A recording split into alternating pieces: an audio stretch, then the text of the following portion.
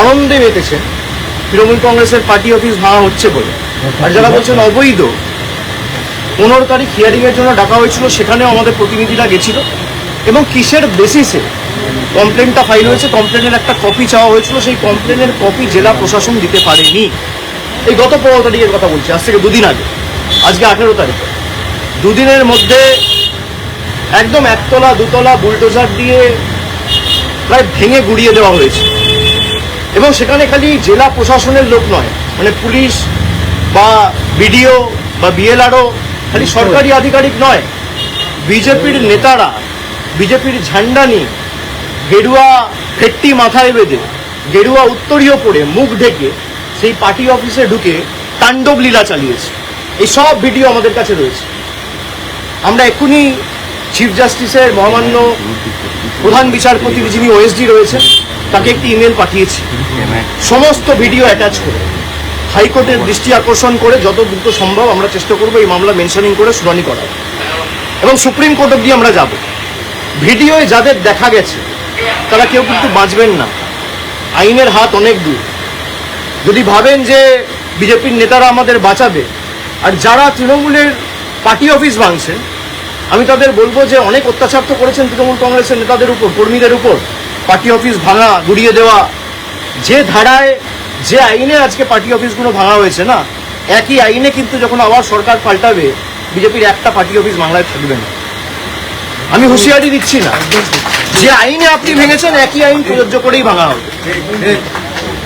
যারা তৃণমূল কংগ্রেসকে ভাবছে যে দুর্বল করব, দল ভেঙে তৃণমূল কংগ্রেসকে শেষ করে দেবো, আগুনে জ্বালিয়ে দেবো, সেই আগুনের স্ফুলিঙ্গগুলো থেকে তৃণমূল কংগ্রেস আবার জন্ম নেবে মমতা বন্দ্যোপাধ্যায়কে সামনে রেখে। যারা প্রশাসনকে ব্যবহার করে মিথ্যে মামলায় কর্মীদের ফাঁসানোর চেষ্টা করছে, আমরা প্রায় 2 মাস ধরে এখানে মমতা ব্যানার্জির বাসভবনে এবং তৃণমূল কংগ্রেসের সেন্ট্রাল অফিসে রয়েছি। প্রায় 1000 জন কর্মীর বেল, অ্যান্টি বেল আমরা করিয়েছি, বিচার ব্যবস্থার দ্বারস্থ হয়েছে। যখন একটা কেস সাবজুডিস রয়েছে, একটা মামলা করা হয়েছে মে মাসের 7 তারিখ 8 তারিখ, আজকে জুলাই মাসের 18 তারিখ, আপনি সেই মামলা উপেক্ষা করে নিজের ক্ষমতা প্রদর্শন করতে গিয়ে, নিজের হাতে কত ক্ষমতা সেই দেখাতে গিয়ে বুলডোজার মডেল, ভোটের আগে ছিল অন্নপূর্ণা ভান্ডার, আর ভোটের পরে বুলডোজার। এই হচ্ছে বিজেপির প্রকৃত স্বরূপ।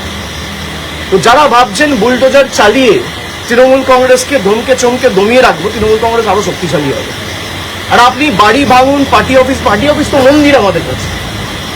যদি কেউ ভাবে পার্টি অফিস ভাঙে, যদি কোনো অবৈধভাবে সরকারি জায়গা দখল করে পার্টি অফিস কেউ করেছে, পার্টি অফিস আপনারা যথাযথ সরকারি ব্যবস্থা নিতে পারেন, আমার কিছু বলার নেই। কিন্তু এই জায়গাটা তো সরকারি নয়, কিনে অফিস বানানো হয়েছে, তার প্ল্যান রয়েছে, বৈধ নথি রয়েছে, সব হাইকোর্টে আমরা জমা দেবো। তারপরেও আপনারা ক্ষমতা দেখাতে গিয়ে যে পার্টি অফিস ভেঙেছে, প্রত্যেক ক্রিয়ার সমান এবং বিপরীত প্রতিক্রিয়া আছে, এটা বিজেপির নেতারা যেন ভুলে না যায়। আর ঈশ্বর সৃষ্টিকর্তা সর্বশক্তিমানের আশীর্বাদে যদি বেঁচে থাকি, ওই যে বললাম, যে আইনের যে ধারায় আপনারা এই অত্যাচারগুলো করেছেন, একই আইনের একই ধারায় 31-এ ফিরিয়ে দেবো, সুদ সমেত, কথা দিয়ে গেলাম। বিজেপি নেতারা লাড্ডু বিতরণ করছে দোকানে গিয়ে, করুক, তার মানে বিজেপির নেতারাই এর পিছনে রয়েছে, প্রত্যক্ষ বা পরোক্ষ মদত বিজেপির নেতাদের রয়েছে। বিজেপির নেতারা ঘোষণা করে দিচ্ছে এবং তাদেরকে উইটনেস হিসেবে নিয়ে যাওয়া হচ্ছে ভিতরে।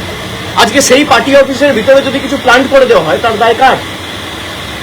যিনি আমার বিরুদ্ধে ক্যান্ডিডেট হয়েছিলেন, 2বার ল্যাজে গোবরে হেরেছে, তাকে উইটনেস হিসেবে বিজেপি নিয়ে গেছে। পার্টি অফিস যখন ভাঙা হচ্ছে, ভিতরে যখন মালপত্র নিয়ে আসা হচ্ছে, বিজেপির গেরুয়াধারী, গেরুয়া পতাকা, গেরুয়া উত্তরীয় পড়া গুন্ডারা মুখ ঢেকে, আপনারা তো দেখিয়েছেন, বেসিন, ফার্নিচার সব ভেঙে দেওয়া হচ্ছে, পৈতৃক সম্পত্তি এদের।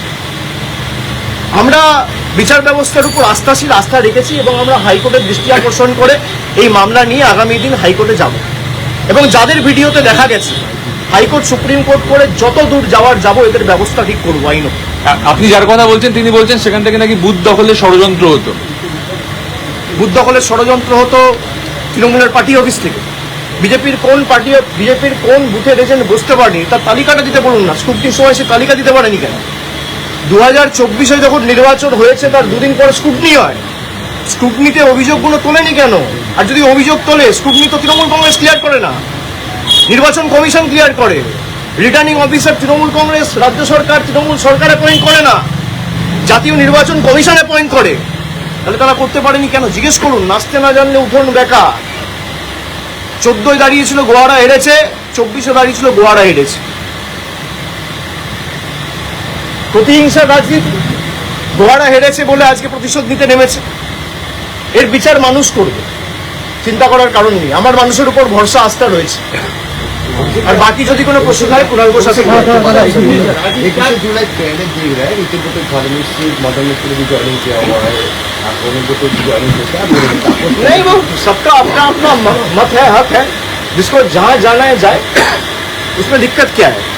लेकिन एक ईडी समन आते ही अगर आप चले जाओगे तो ये साफ है कि आप लड़ना नहीं चाहते हो, आप डरते हो, और डरते हो तभी झुकते हो। भाई अगर आपके पास कुछ है नहीं, अगर मान लो सब कुछ आपका पक्ष में है, तो आप जाओ। ईडी में मेरे को भी बुलाए, मैं तो भागा नहीं हूं। मेरे को 10 बार बुलाए, मेरे को सीआईडी बुलाया, मेरे को एसटीएफ बुला रहा है, मेरे को सीआईडी बुला रहा है, मेरे को स्टेट पुलिस। मेरे खिलाफ कितना एफआईआर हो चुका है? 20, 25, 30 एफआईआर हो चुका है। मुझे खुद मालूम नहीं है। मैं हाईकोर्ट में लिस्ट मांगा हूं कि डीजीपी को बोल के मेरे खिलाफ कितना एफआईआर हुआ है उसका लिस्ट दीजिए।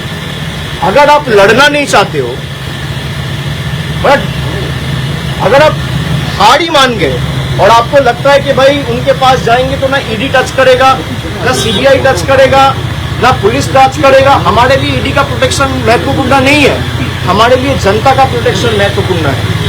हम अगर झुकेंगे तो जनता के सामने झुकेंगे, हम अगर झुकेंगे लोकतंत्र में लोगों के सामने झुकेंगे, जनता के सामने झुकेंगे, दिल्ली के दरिंदों के सामने झुकेंगे नहीं। 21 জুলাই চলে এলো, এখন অব্দি তো মঞ্চ বাঁধা হয়নি। 21 জুলাই চলে এলো, মঞ্চ বাঁধা হয়নি। কর্মীরা সব হবে, আপনারা তো চিন্তার কারণ নেই। 21 জুলাই আসবেন কোয়ার করতে, আপনাদের জন্য প্রেশার আমাদের ব্যবস্থা করা হবে। সে তো ডেফিনেটলি চিন্তা করবেন না। दादा रेबल ग्रुप में जो भी एमएलए जा रहे हैं, एमपी जा रहे हैं, आपके ऊपर ही मतलब दोषी ठहराया जा रहा है आपको कि आपकी वजह से हमने रेबल ग्रुप ज्वाइन बीजेपी किया। का स्क्रिप्ट है ना, वही बोलोगे तभी तो पुलिस से बचे रहोगे। अगर आप अभिषेक बनर्जी को 4 गाली नहीं दोगे तो पुलिस आपको नहीं छोड़ेगा। अगर आप गाली दोगे तभी आप बचे रहोगे। जो 4 तारीख के बाद जा रहे हैं, 4 तारीख के पहले चला जाता, मैं तो पहले भी था। भाई 24 में पार्टी जीत के आया, 29 आसन पार्टी जीता, तो अगर हार का जिम्मेदारी अभिषेक बनर्जी का है, 24 में जीत का जिम्मेदारी भी अभिषेक बनर्जी का है, बोलोगे? और अगर किसी को मेरे से दिक्कत है, मैं तो चुनौती देता हूं। भाई 60 एमएलए गए, कुछ लोग गए, 20 एमपी गए, मैं आपको चुनौती देता हूं, आप लौट के आओ ममता बनर्जी के पास, 24 घंटे के अंदर मैं अपना इस्तीफा दे दूंगा। ओपन चैलेंज दे रहा हूं, आप लौट के आओ, 24 घंटे के अंदर मैं अपना इस्तीफा दे देता हूं। 24 घंटा, चलो 24 घंटा छोड़ दो, 1 घंटा मिलेगा और कम करता हूं। आप आओ, आप यही कह रहे हो ना अभिषेक बनर्जी, आप यही कह रहे हो अभिषेक बनर्जी छोड़ देगा, हम सब आ जाएंगे। आप आ जाओ, 3 बजे आ जाओ, मैं 4 बजे छोड़ देता हूँ। তাই তো কমন টার্গেট আপনার নাম।